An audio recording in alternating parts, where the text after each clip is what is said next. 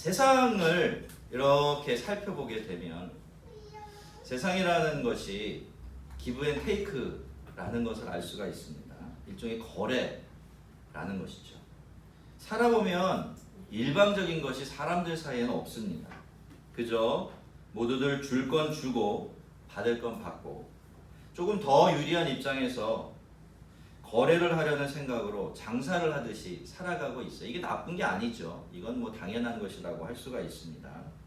근데 여러분, 혹시 여러분은 우리의 신앙도 이와 같은 거래, 장사하고 비슷하다는 사실을 알고 계십니까?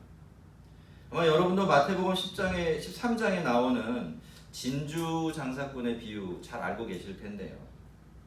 그 비유는 이렇게 시작이 되고 있어요. 천국은 마치 좋은 진주를 구하는 장사와 같으니.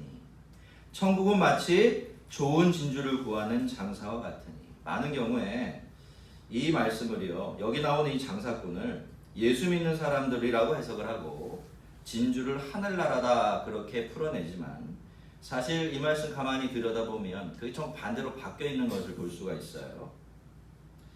성경은 천국을 좋은 진주를 구하는 장사꾼에다가 비교를 하고 있습니다. 그러니까 사람이 아니라 하나님이 그 장사꾼이 되시는 거죠. 그러면 진주는 뭘까요? 진주는 바로 저와 여러분입니다. 반드시 하나님의 것이 되어야만 하는 하나님 나라 백성들, 그것이 바로 하나님께서 찾아 헤매시는 진주예요. 여러분, 하나님은 그렇게 찾아 헤매셔서 가장 귀한 진주를 찾아내셨습니까? 왜 대답이 없으세요? 찾아내셨나요? 그렇죠. 그리고 그 진주를 하나님이 가지신 전부를 내놓고 자기 것으로 만드셨습니까? 그렇죠? 예, 그렇습니다. 아들을 내어주시고 우리를 얻었잖아요. 여러분, 아들이 전 재산에 비유하겠습니까? 그건 아무리 돈을 많이 가지고 있는 사람이라고 할지라도 그 사람의 전 재산 이상이 되는 것이죠. 그러니 여러분, 값진 진주를 찾아 헤매던 진주 장사꾼이셨던 하나님은 우리라는 세상에서 가장 값진 진주들을 발견하셔서 그 값진 진주를 자기 것으로 만들기 위해서 자신의 아들까지 다 내어놓으신 거예요. 그러니 어떻습니까?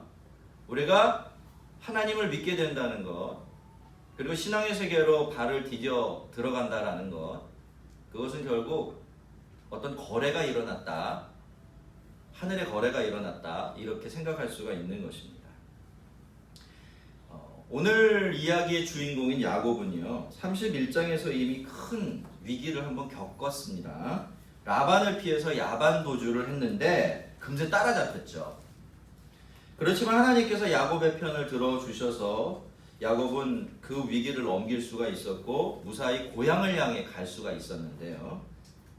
자, 이렇게 와보면 더 안전한 곳으로 가야 마땅한데 사실 지금 야곱이 어떤 형국입니까? 여우의 입을 빠져나와서 사자의 아가리로 들어가고 있는 형국이에요. 고향으로 돌아간다라는 것은 금이 환영하는 게 아니죠. 그 옛날에 자기가 속여서 모든 것을 빼앗아 버린 형에게로 돌아간다는 뜻입니다. 하지만 어떻습니까? 야곱의 입장에서는 다른 선택의 여지가 없었어요. 그래서 고향으로 돌아갈 수밖에 없었습니다. 근데 이게 집이 가까워올수록 마음이 편해지는 것이 아니라 점점 더 불안해지고 초조해지죠. 그래서 먼저 종들의 손에 자기 소식을 들려서 형에게 파발을 보냅니다. 형의 반응을 슬쩍 떠보려고 한 건데요. 근데 이 종들이 가지고 돌아온 소식이 청천벽력 같은 소리였어요. 형이 400명이나 되는 병사들을 이끌고 지금 당신을 향해서 오고 있습니다. 이런 이야기를 들려준 거죠. 여러분, 야곱의 마음은 촌농처럼 녹아내렸을 겁니다. 근데 여러분, 야곱이 참 그래도 야곱이에요. 참 사람이 잘 안 변하는 것 같아요. 그런 순간에도 뭐부터 챙기냐면 재산부터 챙겨요. 일단 전 재산을 반으로 딱 나눕니다. 무슨 뜻입니까? 여차저차해서 반을 빼앗긴다고 해도 반은 좀 지켜봐야겠다. 이런 심산이었던 거죠. 그런데 그렇게 재산을 막 나누다 말고 야곱은 갑자기 하나님께 기도를 드려요. 너무 급했던 거죠. 야곱이 드린 기도의 핵심은요, 하나님이 나를 고향으로 이제 돌아가라고 하셨기 때문에 내가 고향으로 돌아보고 있지 않느냐, 그러니까 하나님께서 모든 것 책임져 달라, 그런 것이었습니다. 근데 여러분 이상해요. 야곱이 좀처럼 기도 잘 안 하는 사람인 거 아시죠? 하나님을 알면서도 잘 기도 안 해요. 자아가 너무 강한 사람이어서 자기 힘으로 뭐든지 하려고 하는 사람이었어요. 그런 야곱이 너무 급한 마음으로 하나님께 오랜만에 기도를 드렸는데 응답이 없는 겁니다. 아무리 기다려도 하나님으로부터 반응이 오질 않아요. 근데요, 사실 하나님은 이미 야곱의 기도에 응답을 해 놓으신 상태였습니다. 1절과 2절로 올라가 보면요, 에서가 400명의 군사들을 이끌고 이리로 오고 있다라는 소식을 듣기 전에 야곱은 길에서 뭘 봅니까? 하나님의 사자들을 봐요. 그래서 야곱은 그 장소에 하나님의 두 군대의 진영이라는 뜻으로 마하나임이라는 이름을 붙여주었는데요, 야곱이 거기서 만난 하나님의 사자들은 한두 사람이 아니었던 거죠. 얼마나 많았어요? 군대예요. 군대인데 숫자가 워낙 많으니까 야곱이 가는 길 양쪽으로 쫙 진영이 펼쳐져 있을 정도로 그렇게 어마어마한 군대가 자기 눈앞에 펼쳐진 것을 야곱이 보았던 것이죠. 그렇게 하나님의 군대가 이미 야곱보다 먼저 도착을 해서 야곱이 가는 길을 어떻게 지켜주고 있었던 겁니다. 그런데 야곱은 그 엄청난 광경을 보았으면서도 그게 뭔 뜻인지를 알아차리질 못해요. 여러분, 하나님께서 야곱의 기도에 응답하지 않으신 것은요, 야곱의 기도에 미리 응답해 놓으셨기 때문입니다. 여러분, 오늘 이 말씀을 잘 들어보세요. 하나님의 입장에서는 이미 먼저 응답해 놓았기 때문에, 그렇죠? 여러분, 기도하고 나서 들어주는 게 좋을까요? 기도하기 전에 알아서 들어주시는 게 좋을까요? 그럼 하나님은 기도를 해야만 기도에 응답하실까요? 기도하기 전에 이미 응답하고 계실까요? 아시겠습니까? 놀라운 일이에요. 우리는 기도를 해야만 기도가 응답된다고 생각하지만 하나님은 이미 우리에게 뭐가 필요한지 다 알고 계세요.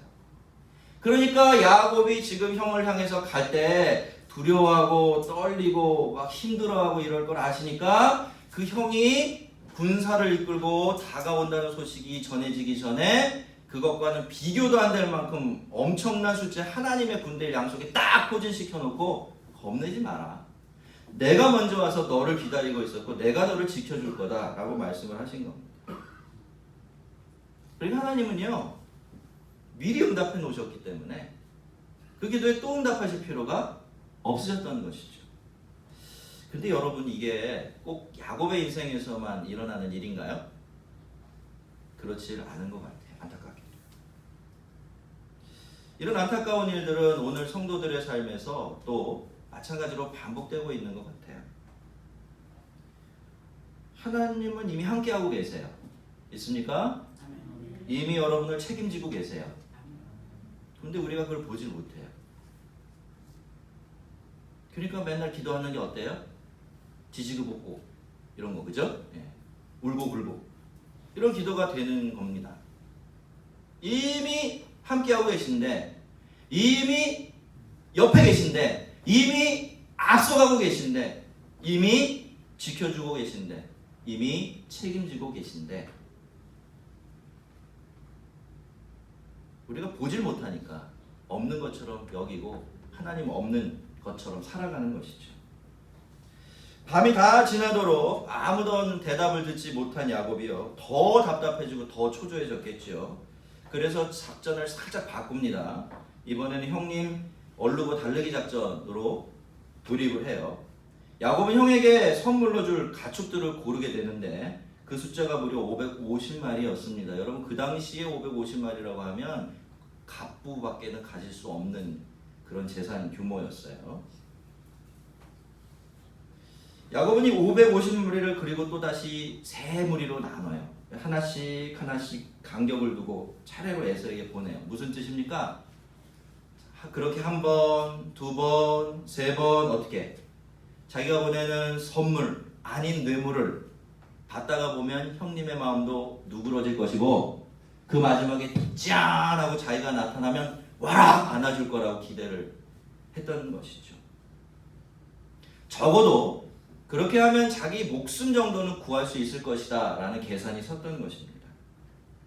그래서 나는 형의 종이에요. 형의 종이 되어서 지금 형님을 뵈러 가고 있습니다. 그 전에 이 선물들을 보내고 있습니다 라고 사인과 메시지를 보낸 거죠. 그렇게 선물을 먼저 보낸 후에 야곱은 밤늦게 자리에서 일어나서 이 남은 식구들을 야복나루 건너편으로 보냅니다. 남은 재산 전부하고 같이 보내요. 또 불안해진 거예요. 반을 셋으로 나눠서 보냈는데 또 불안해진 겁니다. 그래서 마지막 고육지책을 쓴 거예요. 자기는 미워해도, 그쵸? 자기 가족들은, 조카들은 받아주지 않겠냐? 그들을 먼저 받아주면 그 다음에는 나도 뭔가 기대할 것이 있지 않겠냐? 그렇게 생각을 했던 겁니다. 그렇게 이제 강 건너로 모든 것, 여러분 한번 생각해 보세요. 그동안이요, 야곱이요, 이것 모으고 이것 가지자고 그렇게 치열하게 산 거예요. 근데 이제 고향의 문턱에서 누구만 남았습니까? 자기 자신밖에 남은 게 없어요. 갈 때도 혼자 갔는데 이제 고향으로 들어갈 때도 혼자밖에 남지 않은 그런 상황이 된 것입니다. 여러분, 야곱의 마음이 어땠을까요? 얼마나 허무했을까요? 알았을 겁니다. 내가 이러자고 이 짓거리를 하면 여기까지 왔나? 그렇게 생각을 했을 거예요. 그렇게 물끄러미 강 건너 자기의 전 재산과 자기의 가족까지 전부 다 건너간 그 강 건너를 물끄러미 바라보고 있는데 저 만치서 희뿌연 그림자 하나가 다가옵니다. 그러더니 갑자기 야곱의 허리춤을 부여잡고 싸움을 걸어오는 거예요. 너무나 순식간에 일어난 일이죠. 피하거나 도대체 왜 이러시느냐라고 따질 겨를도 없었습니다. 싸움에 말려들고 말았죠. 야곱도 싸움에는 일가견이 있는 사람 아닙니까? 지고서는 못 사는 성격이에요. 그래서 본능적으로 그 도전에 응했던 것 같습니다. 물론 처음에 야곱은요, 워낙에 급작스럽게 일어난 상황이니까 적당히 싸워주는 척 하다가 사정을 들어주고 이 싸움을 그만두려고 했던 것 같습니다.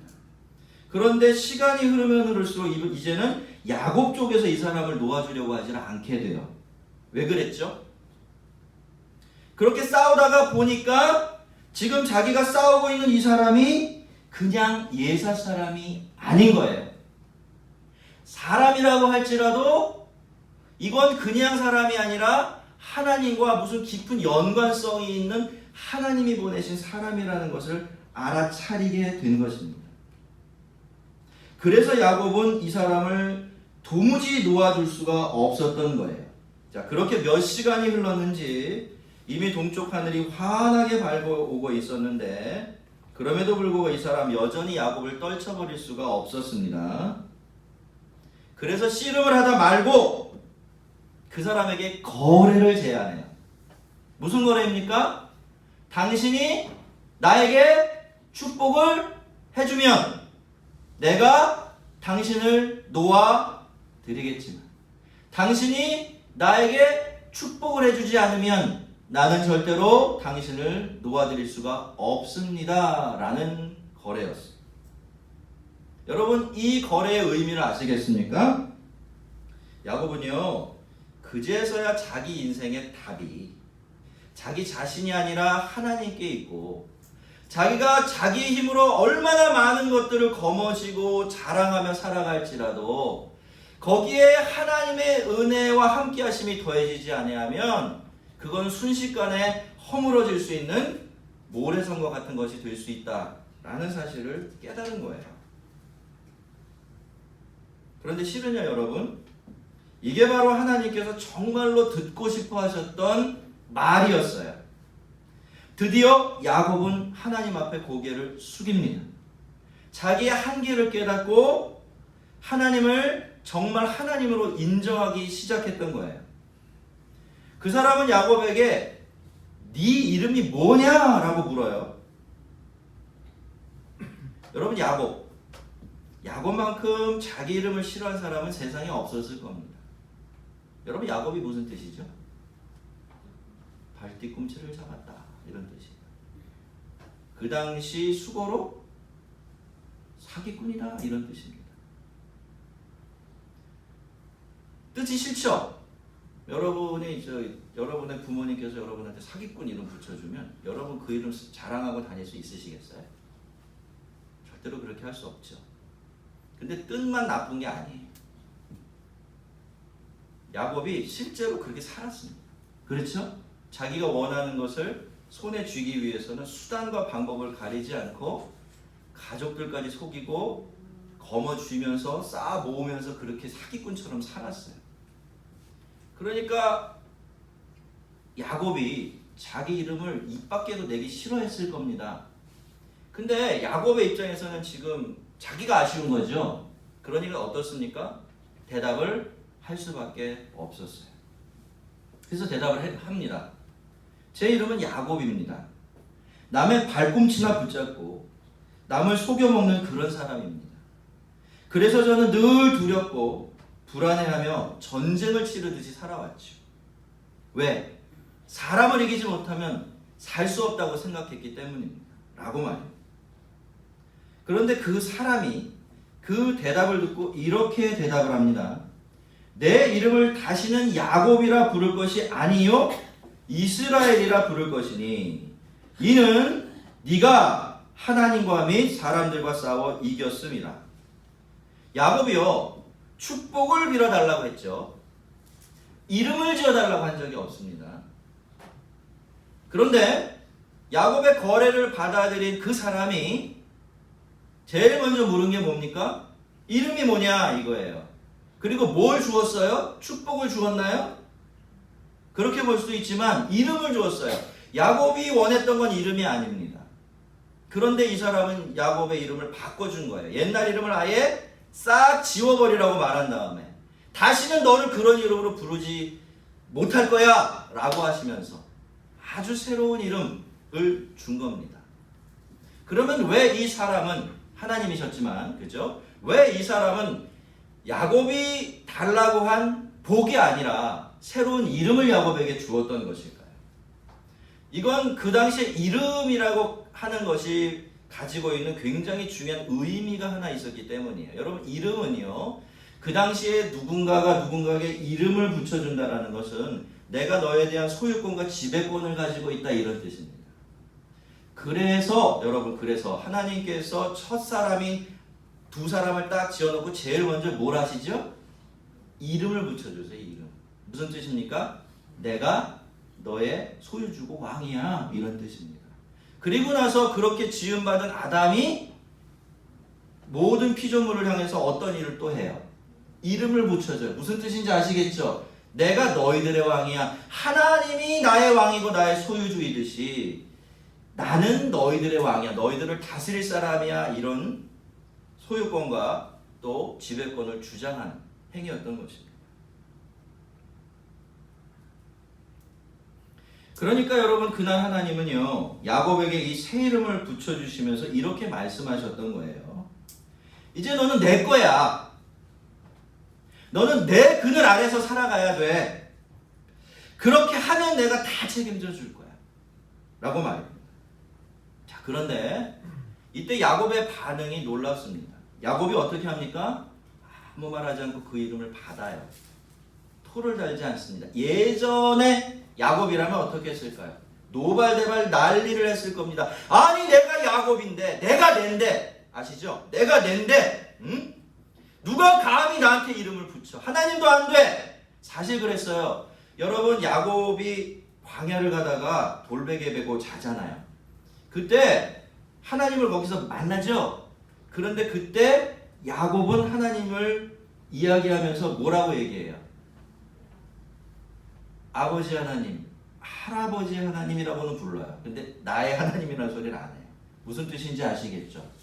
내가 당신을 믿기는 믿지만 당신은 아직은 내 왕도 아니고 내 소유권을 가진 사람도 아닙니다. 라는 상태에 머물러 있었던 거죠. 여러분, 야곱도 그 당시 사람이었기 때문에 하나님이 자기에게 이름을 붙여주는 걸 받아들이면 자기가 뭘 받아들였는지 알아요. 근데 이제 이 자리에 오니까 야곱이 어떻게 합니까? 그렇습니다. 이제야 깨닫습니다. 이제야 인정합니다. 아직은 완전하지 못하지만 나는 당신의 것입니다. 당신의 다스림을 받겠습니다. 라고 하나님 밑으로 들어가고 있는 것입니다. 그날 그렇게 야곱은 야곱이라는 옛 이름을 내려놓고 이스라엘이라는 새 이름을 받게 된 것이죠. 근데 이 천사도 그렇게 말했듯이요. 이스라엘이라는 이름은요. 야곱이 하나님을 이겼기 때문에 얻은 승리의 이름이고 영광스러운 이름이에요. 기억하시기 바랍니다. 자, 그런데 이렇게 보면 이게 참 희한한 일입니다. 자, 그렇다면 야곱이 하나님과 싸웠다는 얘기죠. 그렇죠? 그리고 그 하나님을 어떻게 했다는 이야기입니까? 싸워서 이겼다는 뜻이에요. 천사라고 해서 이야기가 많이 달라지지 않아요. 천사는 명색이 천사예요. 아무리 어리버리하고 멍청한 천사라도 그렇지 그 천사가 사람하고 들러붙어서 싸웠는데 사람한테 졌다? 여러분, 이런 일이 일어날 수 있을까요? 일어날 수 없을까요? 한번 생각해 보세요. 상식적으로는 일어나기가 어렵겠죠. 그런데 딱 한 경우에는 이런 일이 일어날 수가 있어요. 얼마든지. 아들을 키워보신 아버지들은 다 압니다. 얘네들이 조금 크면 어때요? 아버지 이겨먹고 싶어서 안달이 나요. 그럴 때 꼭 청하는 결투가 있습니다. 그게 뭐죠? 팔씨름이에요. 팔씨름. 그런데 그 팔씨름에서 누가 이기나요? 누가 이겨요? 아버지가 이겨요? 이상한 집이에요. 그거. 아들이 이겨요. 꼭 이겨요. 아들이 이상하게. 왜 그렇죠?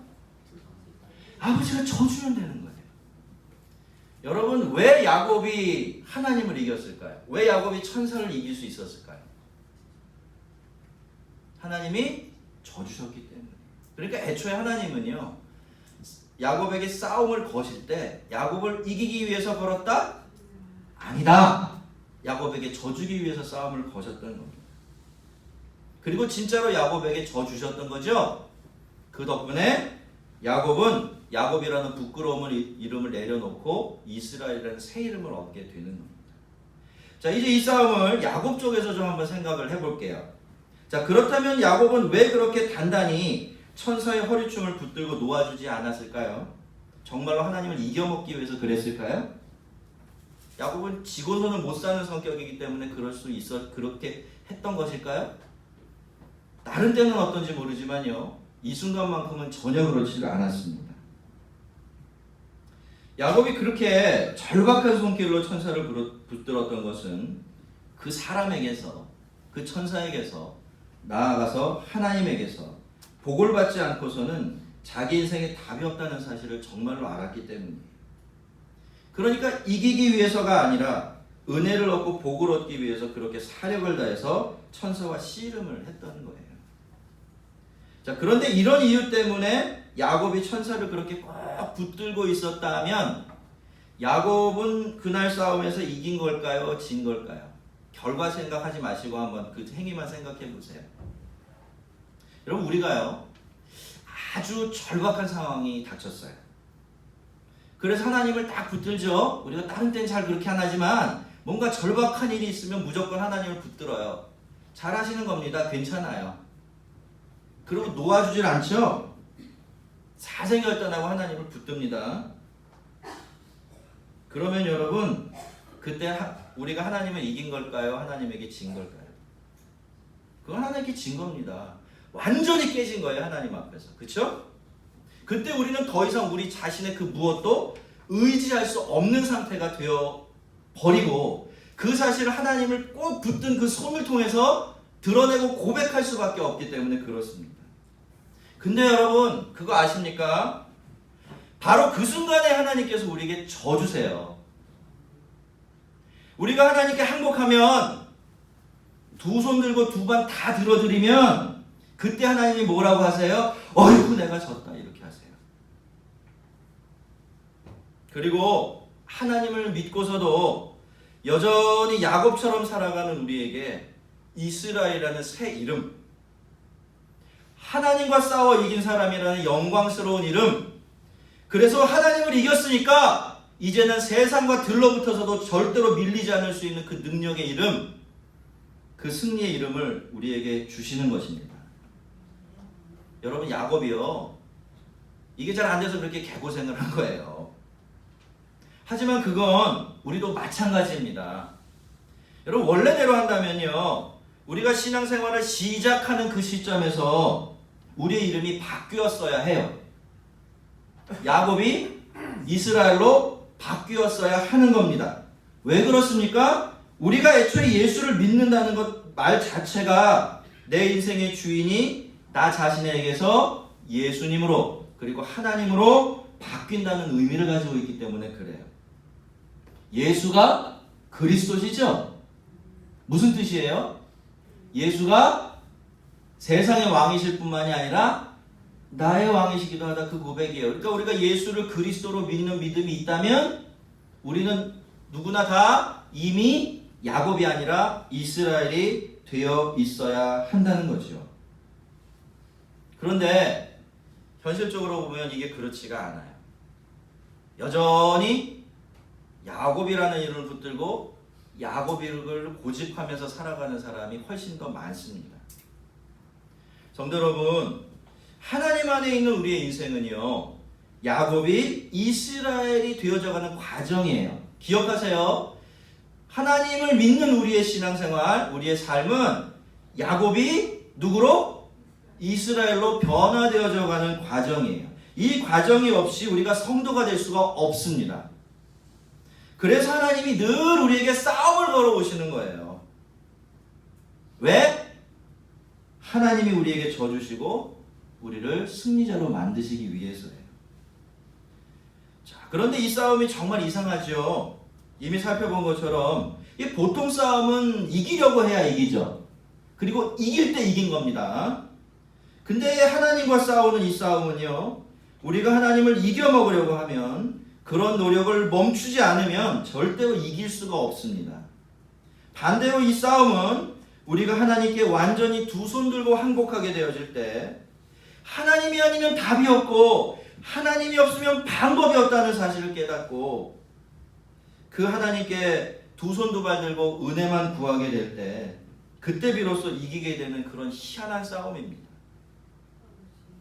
그리고 바로 그 지점에 이르렀을 때부터 여러분, 우리가 그리스도 안에 있고요, 하나님의 백성으로 산다는 것이 얼마나 대단하고 놀라운 일인지를 비로소 알기 시작하는 거예요. 여러분, 주도권이 바뀌지 않고 소유권이 바뀌지 않은 채로 백날 예수를 믿어도 예수를 믿는 것이 진짜로 뭔지 알 수가 없어요. 여러분, 하나님은 우리가 하나님께 항복할 때 하나님께서 우리에게 항복하십니다. 우리가 하나님께 우리 자신을 내어드릴 때 하나님은 우리에게 하나님의 전부를 내어주십니다. 한번 계산해 보세요. 여러분 계산 잘 하시죠? 빨리 주판을 꺼내서 계산기를 꺼내서 두드려 보세요. 나를 주고 하나님을 얻을 수 있으면 그 거래에서 누가 수지 맞죠? 여러분, 하나님이 너를 나한테 달라고, 내가 너의 왕이 되게 해달라고, 되게 하라고 그렇게 말씀하시는 것이요, 하나님의 뜻을 이루기 위한 것이기도 하지만 우리를 복주시기 위한 겁니다. 우리를 하나님께 양도할 때 하나님을 우리에게 주실 수 있기 때문에 그런 거예요. 자, 한번 보세요. 여기 이걸 꽉 쥐고 있어요. 제가 이 유리로 된 뭐죠? 컵 뚜껑을 딱 손에 쥐고 있어요. 누가 다이아몬드 반지를 하나 준대요. 이거 꼭 붙들고 이 손으로 그 다이아몬드 반지를 받을 수 있어요? 이게 하나님과 우리 사이에 이루어지는 거래예요. 우리는요, 우리가 최고인 줄 알아요. 내 자아가 최고의 보배인 줄 알아요. 그래서 내 만족, 내 기준, 내 행복, 이런 거를 꽉 붙들고 이 손에서 놓질 않아요. 야곱처럼 말이죠. 근데 하나님은요, 우리가 이걸 놓기를 바라세요. 왜? 목이 마르니까 한 모금 마시겠습니다. 이렇게 하라고 말이죠. 여러분, 이게 아무리 귀해도요, 이걸 꼭 손에 붙들고 있는 한 우리는 목마름을 해결할 수가 없어요. 이걸 손에서 내려놓고 속는 셈 치고 이걸 손에 받아쥐고 한 모금 마셔볼 때, 그때 비로소 우리는 정말로 하나님 안에서 만족하고 우리의 갈증을 해결한다는 것이 무엇인지 알 수 있게 되죠. 그래서 하나님은 그렇게 말씀을 하시는 겁니다. 싸움을 걸어오시는 거예요. 나한테 져서 나를 이겨달라. 이제 더 이상 야곱이라는 이름으로 살지 말고 이스라엘의 이름을 받아 살아가라고 그렇게 말씀하시는 겁니다.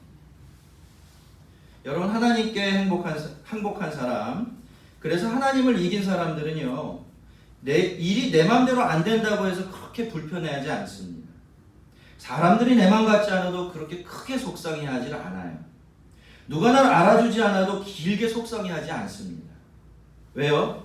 이미 하나님께 두 손 두 발 다 들었으니까 말입니다. 그러니 별로 속상할 게 없는 겁니다. 그래서 좀처럼 싸우지 않고요, 다투지 않습니다. 섬기다가 지쳐 쓰러지는 일도 많지 않아요. 왜요? 하나님께 항복한 사람은요, 자기 힘으로 자기 마음대로 뭘 하려고 하지 않기 때문에 그런 겁니다. 성도 여러분, 야곱은 반드시 이스라엘이 되어야 합니다. 사람을 두려워하던 야곱은요, 하나님을 이기고 그래서 사람들을 이긴 이스라엘이 되어야 하는 거예요. 우리가 사람을 두려워하는 것, 여전히 우리 앞에 있는 야복강을 건너지 못하고 머뭇거리는 것은 우리가 하나님께 지지 않으려고 하나님을 이겨보겠다고 계속 고집을 부리고 있기 때문입니다. 하나님은 이미 마하나임을 우리에게 보여주셨는데도 우리가 여전히 그 마하나임이 눈에 들어오질 않는 거예요. 여러분, 하나님의 손에 들린 계약서가 보이십니까? 그 계약서에 뭐라고 써 있을까요?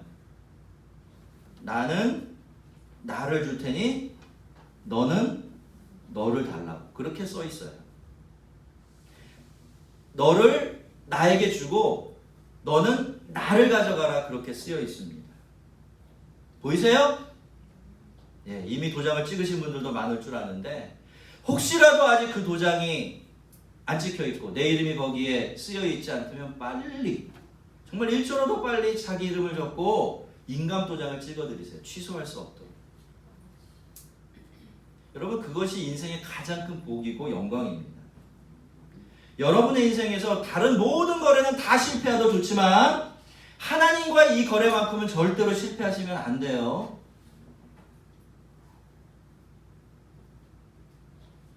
한번 따라해 보겠습니까? 지는 게 이기는 겁니다. 하나님께는 지는 게 이기는 겁니다. 믿습니까?